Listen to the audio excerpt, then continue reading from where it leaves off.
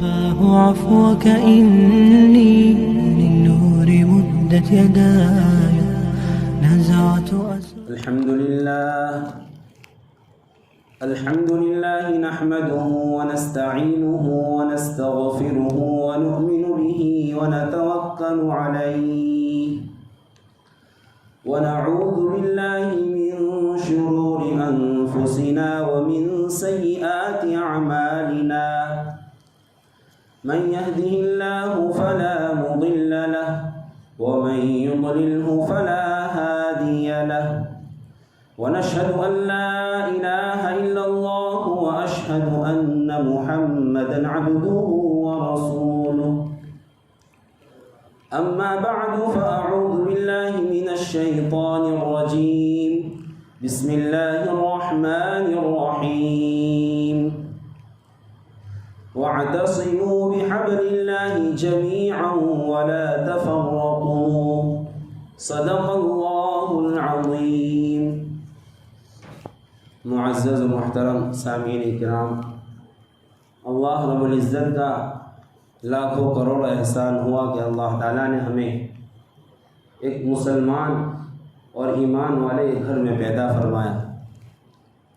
اس کا جتنا شکریہ ادا کیا جائے وہ کم ہے، اور ساری زندگی سجدے میں رہ کر ہم اس کا شکریہ ادا کریں تب بھی اس کا شکریہ ادا نہیں ہو سکتا، اتنی عظیم دولت ہے۔ میرے عزیز ساتھیوں، آج کے دور میں ہم نگاہ دوڑائیں تو ہمیں یہ بات واضح طور پر معلوم ہوتی ہے کہ اس وقت امت مسلمہ کی جو عزت ہے، جو وقت ہے، وہ گھٹ چکی ہے، اور مسلمانوں کی دنیا والوں کے سامنے کوئی حیثیت نہیں ہے۔ ایک زمانہ تھا، ایک وقت تھا کہ صحابہ جیسی جماعت سے وقت کی سپر پاور طاقت جو رہتی تھی وہ تھر تھر کانپتی تھی۔ کیوں؟ کہ ان کے اندر وہ ایمانی جذبہ تھا، ان کے اندر وہ اعمال کی قوت تھی، اللہ تعالیٰ پر کامل بھروسہ تھا۔ اور میرا عزیز ساتھیوں، صحابہ کے دور میں ہم دیکھیں تو صحابہ کی جماعت کم ہے، مسلمانوں کی تعداد کم ہے، غیروں کی تعداد زیادہ ہے، لیکن اللہ تعالیٰ نے مسلمانوں کے اندر وہ رعب و دبدبہ دیا ہوا تھا کہ کافر دیکھ کر تھر تھر کانپتا تھا۔ اور آج کے ہم دور میں ہم دیکھیں کہ مسلمان اربوں خربوں میں ہیں، لیکن اس کی حیثیت گاجر مولی کی طرح ہے کہ جس وقت چاہے جس کو چاہے کاٹ کر پھینک دیا جائے۔ آج ہماری تعداد زیادہ ہے، لیکن ہمارے اعمال کی کمزوری، ہمارے ایمان کی کمزوری کہ جس کی بنا پر آج ہم سے کوئی نہیں ڈرتا۔ اس وقت صحابہ کے زمانے میں کیسر و کسریٰ یہ سپر پاور طاقت سمجھی جاتی تھی نام کے طور پر، باقی اللہ تعالیٰ نے صحابہ کو اور حضور پاک علیہ السلام کو وہ طاقت اور وہ ایمانی جذبہ اور وہ قوت عطا فرمائی تھی کہ آج تک کسی کو نہیں عطا فرمائی۔ اور میرے عزیز ساتھیوں، آج ہماری تعداد کروڑوں کے اعتبار سے ہے، لیکن آج ہم سے اسرائیل جیسا باولا کتا بھی ہم سے نہیں ڈرتا، وہ بھی ہمارے سامنے آنکھ نکال کر کھڑا ہے، اور ہمارے مسلمانوں کو، ہماری مسلمان مائیں اور بہنیں اور ہمارے چھوٹے بچے یتیموں کو، چھوٹے چھوٹے بچوں کو گولیوں سے اور اس کو جان سے مار دیا جاتا ہے۔ کیا وجہ ہے؟ میرے عزیز ساتھیوں، اس کی وجہ یہی ہے کہ ہماری ایمان کی کمزوری، ہمارے اعمال کی کمزوری، ہمارا اللہ تعالیٰ کے اوپر جو یقین ہونا چاہیے، کامل یقین میں جو پختگی ہونی چاہیے، وہ پختگی ہم میں نہیں ہے۔ حضور پاک علیہ السلام کے زمانے میں دیکھیے کہ صحابہ مختلف مقامات کے تھے، بلال حبشہ کے تھے، صہیب روم کے تھے، عداد نینوا کے تھے، عداس نینوا کے تھے، اور ایسے الگ مختلف قسم کے مختلف جگہوں کے لوگ ایک جگہ جمع ہوئے تھے۔ لیکن میرے عزیز ساتھیوں، ان کے اندر اخوت اور بھائی چارگی اتنی تھی، محبت اتنی تھی کہ اپنی جان کو اپنے بھائی کے لیے قربان کرنا ان کے لیے آسان تھا۔ ابو جہم بن حذیفہ رضی اللہ تعالیٰ عنہ بیان فرماتے ہیں کہ یرموک کی لڑائی میں اپنے چچا زاد بھائی کی تلاش میں نکلا کہ وہ جنگ یرموک میں گئے ہوئے تھے، تو میں ایک مقام پر پہنچا تو ان کو دیکھا کہ زمین پر پڑے ہوئے ہیں اور آخری وقت ہے، جان نکلنے کا وقت ہے، اور میں پانی کا مشکیزہ ساتھ میں لے کر گیا تھا۔ میں نے کہا کہ بھائی پانی کا ایک گھونٹ پلاؤں؟ تو ان کے بھائی نے، چچا زاد بھائی جو پڑے ہوئے تھے، انہوں نے کہا کہ لاؤ پلاؤ۔ جب وہ وہاں ان کے بھائی کے پاس پہنچے تو ان کے قریب میں ایک اور ساتھی پڑے ہوئے تھے زخمی حالت میں، انہوں نے آہ کی تو ان کے چچا زاد بھائی نے کہا کہ ان کو پانی پلاؤ۔ وہ صحابی ان کے پاس جاتے ہیں، ان کے بازو میں ایک اور ساتھی کراہ رہے تھے، ان ساتھی نے کہا کہ ان کو پانی پلاؤ۔ جب تک وہ ساتھی ان کے پاس پہنچتا ہے ان کا انتقال ہو جاتا ہے، جب وہاں سے دوسرے ساتھی کے پاس آتا ہے تو ان کا بھی انتقال ہو جاتا ہے، اور جب وہاں سے اپنے چچا زاد بھائی کے پاس آتے ہیں تو وہ بھی اپنی روح کو پرواز کر چکے ہوتے ہیں۔ تو میرا عزیز ساتھیوں، یہ ان ساتھیوں کے اندر جذبہ تھا، اخوت تھی، بھائی چارگی اور محبت تھی۔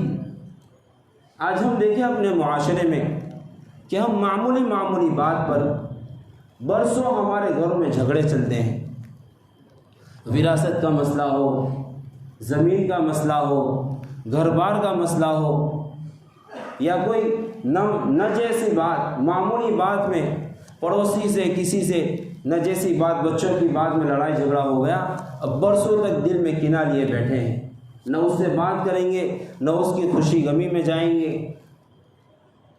یہ ایک معمولی سی بات میں اتنی بڑی دشمنی۔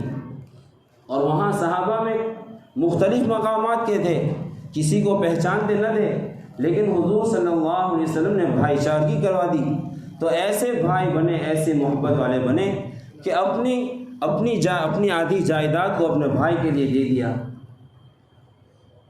کہ بھائی میرے پاس اتنے باغات ہیں، ایک باغ آپ کا، میری 4 بیویاں ہیں تو میں نے اس میں سے ایک بیوی آپ کو دے دی، میرے اتنے گھر ہیں تو میں نے اپنا ایک گھر آپ کو دیا۔ یہ اخوت اور محبت تھی، تو جس کی بنا پر اللہ تعالیٰ نے انہیں وہ طاقت اور قوت عطا فرمائی تھی کہ کیسر و کسریٰ جیسا سپر پاور بھی ان سے لرزتا تھا۔ اور آج ہماری یہ حیثیت ہے کہ ہم سے کوئی نہیں ڈرتا، اور ہم سب سے ڈرتے ہیں، چلتے پھرتے عام آدمی سے بھی ہم ڈرتے ہیں۔ کیوں؟ میرے عزیز ساتھیوں، ہمارے ایمان کی کمزوری۔ تو یہ ایمان کی کمزوری کو دور کرنا پڑے گا۔ آج حالات ہم دیکھیں کہ کیسے سنگین حالات ہیں کہ ہمارے مسلمان بھائی اپنے حق کے لیے اپنی جانوں کو قربان کر رہے ہیں۔ کئی ہزار بچے شہید ہو گئے، کئی ہزار ہماری مائیں اور بہنیں اس اللہ کے گھر کے لیے شہید ہو گئی۔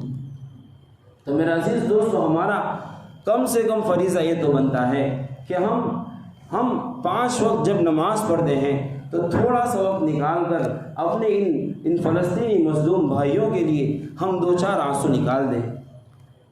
ہم اور تو کچھ نہیں کر سکتے، کم سے کم اتنا تو کر سکتے ہیں کہ ہم ان کے لیے صدقہ کریں، ہم ان کے لیے 2-4 آنسو بہائیں۔ میرا عزیز دوستو، ہم اللہ تعالیٰ کے سامنے آنسو بہا کر روئیں گے تو اللہ کی ذات سے امید ہے اللہ تعالیٰ ان تمام حالات کو درست کر دیں گے۔ اور دشمنان اسلام جو ابھی اپنی طاقت پر اور اپنے اسلحہ پر اور اس کو اپنے ساز و سامان پر ناز ہے، انشاءاللہ اللہ تعالیٰ ان کے غرور کو خاک میں ملا دے گا، اور انشاءاللہ ایک وقت ایسا آئے گا کہ اللہ تعالیٰ جلد از جلد ہمارے فلسطینی بھائیوں کو اللہ تعالیٰ کامیابی عطا فرمائیں۔ ضرورت یہ ہے کہ ہم اللہ تعالیٰ کے سامنے کچھ نہ کچھ اپنے آنسوؤں کو بہائیں۔ قدیم زمانے میں پڑوسی ملک کابل میں ایک راجہ رہا کرتا تھا۔ حضرت امیر معاویہ رضی اللہ تعالیٰ عنہ کے زمانے کا واقعہ ہے۔ تو یہ راجہ حضرت امیر معاویہ کے قاصد کو یعنی خراج کے طور پر 10 لاکھ درہم دیا کرتا تھا، ٹیکس جسے بولتے ہیں، تو وہ ٹیکس اس کو ادا کرنا پڑتا تھا۔ ایک زمانہ گزرتا گیا اور ایک طویل زمانے کے بعد وہ تمام لوگ بدل گئے۔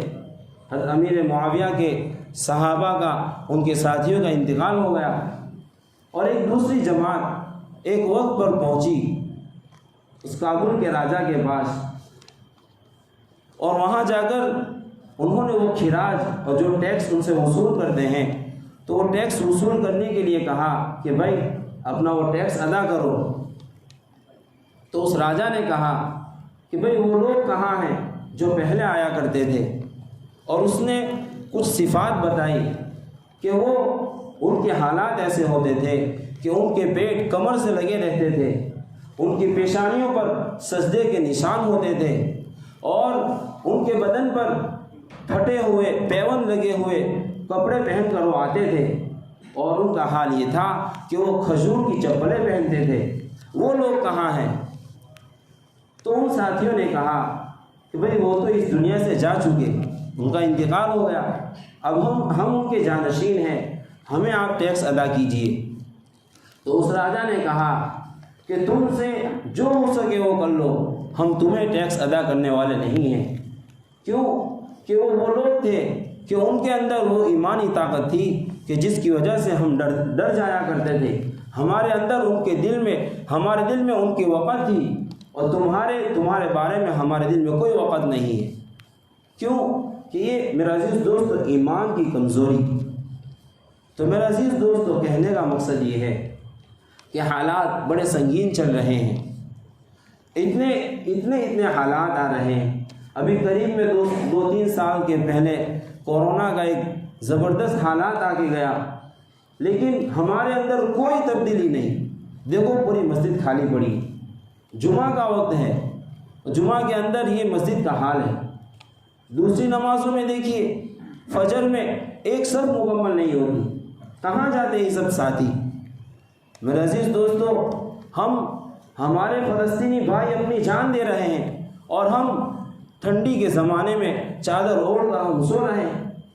ہمارے اندر اتنی بھی غیرت نہیں ہے کہ ہم فجر کے وقت جب مؤذن اللہ کا مؤذن پکارتا ہے مسجد کی طرف، تو ہم اٹھ کر 2 رکعت سنت پڑھ کر ہم مسجد میں آئے فرض ادا کرنے کے لیے، اور آ کر ہم اپنے بھائیوں کے لیے دعا کریں۔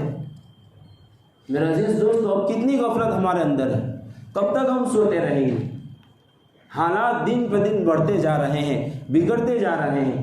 میرا عزیز دوستو، حالات کے ساتھ ہمیں اپنے آپ کو بدلنا پڑے گا، اپنی زندگی کو بدلنا پڑے گا، اپنی زندگی کو شریعت اور سنت کے مطابق لانا پڑے گا۔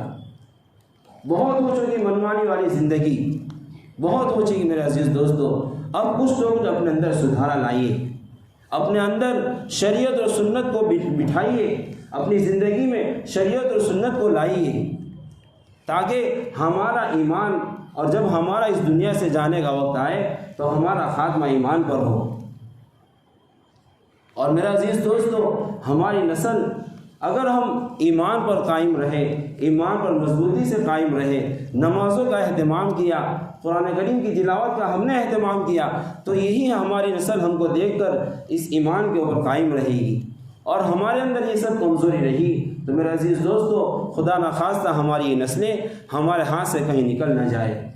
تو میرے عزیز دوستو، ہم اس بات کا عہد کریں کہ ہم شریعت اور سنت کے مطابق زندگی گزارنے کی اللہ تعالیٰ سے دعا مانگیں، اپنے اندر کچھ سدھارا لائیں، 5 وقت کی نماز کو خوب پابندی سے ادا کریں، اور جتنا ہو سکے ہم اللہ کے راہ میں صدقہ و خیرات کریں، اور اپنے فلسطینی بھائیوں کے لیے میرے عزیز دوستو تھوڑا وقت نکال کر 2-4 آنسو بہا کر اللہ تعالیٰ کے سامنے دعا کرے، اللہ تعالیٰ پورے عالم میں بسنے والے تمام مسلمانوں کی جان مال عزت آبرو کی خوب حفاظت فرمائے۔ اللہ تعالیٰ کہیں سنی بات پر عمل کی توفیق عطا فرمائے۔